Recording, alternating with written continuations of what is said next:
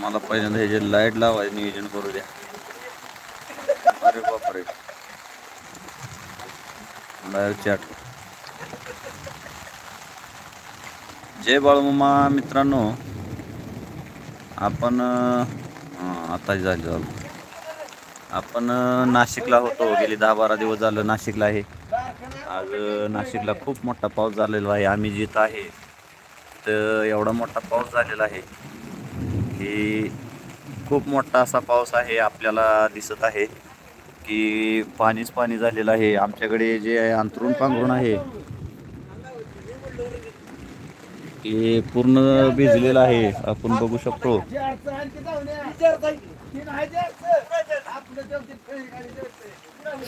अवस्था थोडी गंभीर झालेली आहे असं म्हटलं तरी चालेल, कारण पूर्ण पावसात ड्रम वाहत आहेत आणि पूर्ण पाण्यात आहे. जेवणाचे जे डबे असतील, ताट पातेले काय जे असेल बा साहित्य ते पूर्ण. दाजी ह्याच तुकड्यात सगळ्यात जास्त पाणी आहे बरं का. हे आपण आहे तिथंच, तिकडं पायीच चामागली तिथं, तिकडं पाणी दिसत नाही जास्त.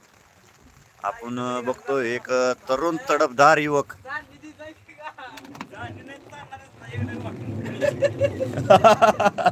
कार्यकर्ता खूप उत्स्फूर्त आहे बघा. सगळी व्यवस्था भांडी गोळा करायची गाड्याला लावलेली आहे. आपण जे लाईव्ह दृश्य बघत आहोत ते पावसाळ्यात खूप गरजेचं दृश्य आहे.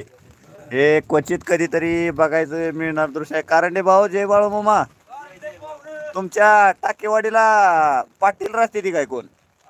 पाटील पाटील नाव त्यांना जरा जास्त करंट झाल्यामुळे ती सगळीच पाटील आहे ती म्हणतात आहे. जरा पावसानं चार्जिंग जास्त झाली. आपण बघतोय जी नाशिक जिल्ह्यात कळवण तालुका आणि देवळा तालुका जवळजवळ 10-15 किलोमीटर अंतरातच 2 तालुके आहेत.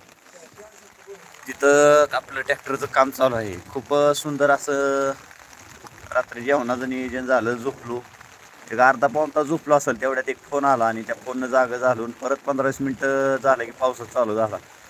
त्यामुळं झोप